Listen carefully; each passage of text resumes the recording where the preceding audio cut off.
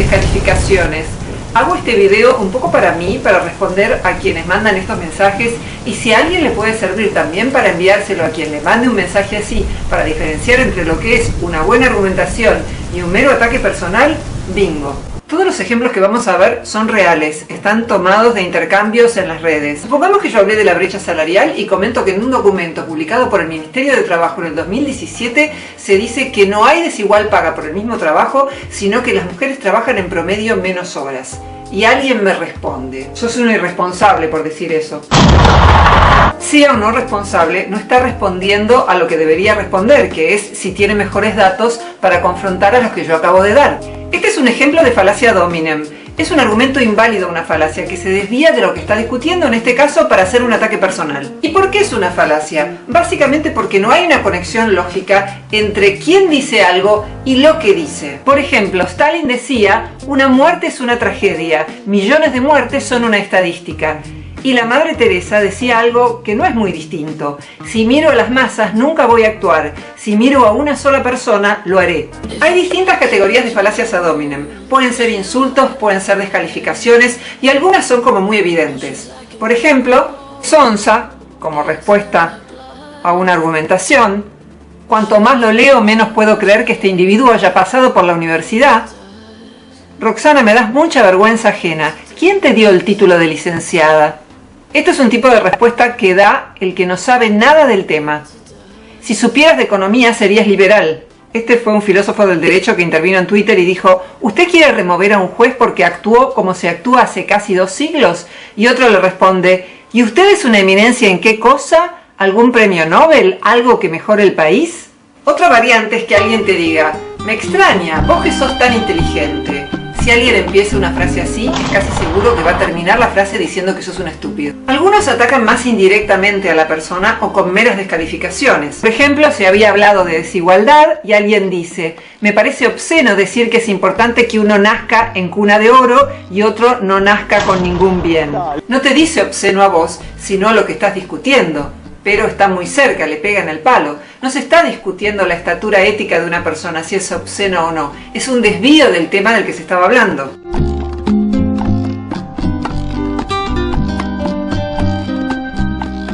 En lógica informal, que es la lógica que se desarrolla en contextos reales de argumentación, hay que diferenciar lo que es la verdad de lo que es la validez. Las proposiciones son verdaderas o falsas. Por ejemplo, los chanchos vuelan, ¿es verdadero o es falso? En cambio, las argumentaciones son válidas o inválidas.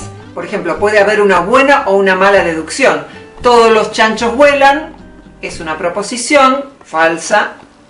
Y si yo digo Piggy es un chancho, Piggy vuela, esa es una argumentación válida construida sobre una primera premisa falsa, que es todos los chanchos vuelan.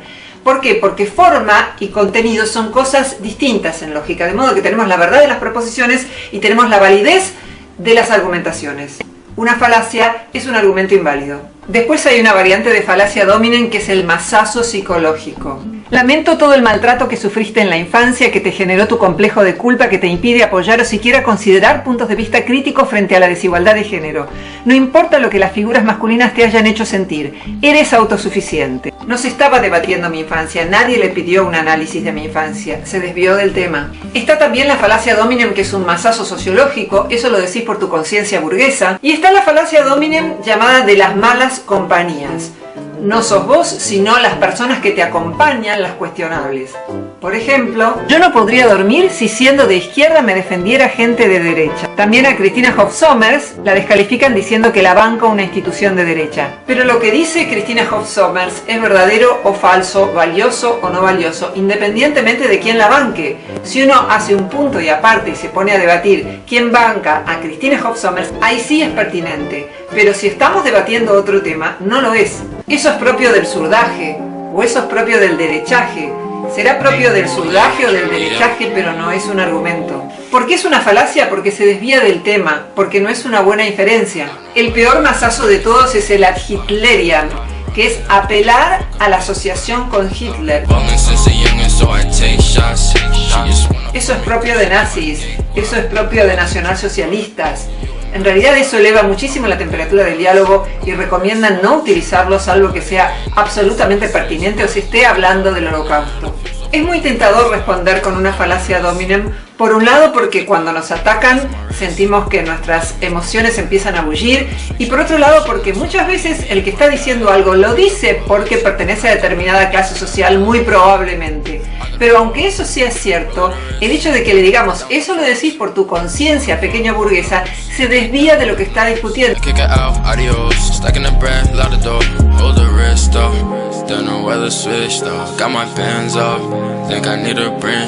Hay algunas falacias ad hominem que son más sutiles porque descalifican ya no a la persona que está hablando, sino a la persona de la que se habla y de una manera un poco más imperceptible. Alguien, por ejemplo, mencionó de pasada a Rousseau y otro responde: Rousseau, el gran colectivista, el de la voluntad general sobre la individual. Qué mala idea mencionar a filósofos franceses. ¿Pero qué tiene que ver con lo que estamos hablando? Otro ejemplo, el libro de Jared Diamond es interesante, pero ofrece una visión muy limitada y no muy rigurosa sobre el tema. Probablemente hay literatura más rica que esa. No dijo absolutamente nada, meramente descalificó al autor y se desvió del tema. Veamos otro ejemplo, la variante paternalista, muy exasperante. Alguien está criticando el capitalismo y otro dice: la plusvalía ya fue refutada. Me extraña que no hayas leído lo suficiente, sé que lo harás porque te interesa saber. ¡Cuánta bondad! Otra variante de la falacia ad hominem es tratar de adivinar las intenciones del otro. Yo lo que veo en este video es que vos estás tratando de apropiarte del buen nombre de otro para hacerte famosa. Buen debate no se hace referencia a las personas, nos concentramos en el tema. Hay un refrán que dice: duro con los argumentos, blando con las personas. Las falacias ad hominem pueden ser muy persuasivas para quienes no están entrenados en el arte de argumentar, pero quienes conocen de falacias en general ven al que hace una falacia, al que comete una falacia, como una persona cuyos argumentos son muy débiles o una persona que no tiene argumentos. Otra variante de la falacia ad hominem es la falacia ad hominem vos también. Ad hominem significa contra la persona. Y vos también sería un clásico en el hogar, pongamos por caso, que él se comprometió a lavar los platos y ella le dice: no lavaste los platos, y él le dice: y vos no sacaste la basura. Pero resulta que el hecho de que él no haya lavado los platos es lógicamente independiente de que ella haya sacado la basura. Él no lavó los platos y eso no se refuta por el hecho de que ella no haya sacado la basura. El juego es un poco el de los niños que dicen: vos hiciste esto y vos también, y vos también. Un ejemplo de la política: en el 2009, cuando le preguntaron a Cristina Kirchner cómo interpretaba la pérdida de votos en la provincia de Buenos Aires, respondió: ¿por qué no le preguntan lo mismo a Macri, que perdió la mitad de los votos en la capital? No es que Cristina cometa más falacias ad hominem que Macri. Recuerdo una falacia de Macri cuando debatió con Jorge Tellerman, cuando fue candidato a intendente de la ciudad de Buenos Aires, y Tellerman había dicho algo, no recuerdo bien qué, pero Macri le dijo: no sé por qué te empeñás en refutarme cuando yo obtuve un montón de votos en la elección pasada. En realidad esa es otra falacia que se llama ad populum. Es pretender legitimar lo que uno dice porque mucha gente apoya lo que uno dice. Pero la verdad o falsedad de lo que uno dice no depende de la cantidad de gente que nos apoye. No solo no hay que deformar lo que dice el interlocutor, sino que se trata de discutir con la mejor versión del interlocutor. Si nosotros queremos refutar a alguien, lo mejor que podemos hacer es refutar la mejor versión que tiene el otro para darnos, incluso mejorarla, tratar de preguntarle si estamos reproduciendo bien lo que él dice y entonces plantear nuestras propias ideas. Que alguien responda a lo que dice otra persona con la frase "eso es una basura" es el fracaso de la educación, porque una verdadera educación brinda palabras y enseña a argumentar en un marco de comunicación no violenta. Es un derecho humano, el derecho a la libre expresión y a la autonomía, el de sostener un pensamiento sin ser agraviado. Primero, la violencia fue física. De lo que se trataba en la antigüedad era de imponerse mediante el uso de la fuerza. Pero después vino la democracia y de lo que se trataba era de poder intercambiar argumentos, y una buena democracia se hace con la buena calidad de los argumentos. De alguna forma, la falacia ad hominem es un reemplazo de la violencia física por la violencia verbal, y de lo que se trata nuevamente es que podamos discutir ideas. El ataque personal es el recurso desesperado de quienes no tienen argumentos o de quienes los debilitan, lógicamente desviándose del tema. ¿Por qué existen las falacias ad hominem?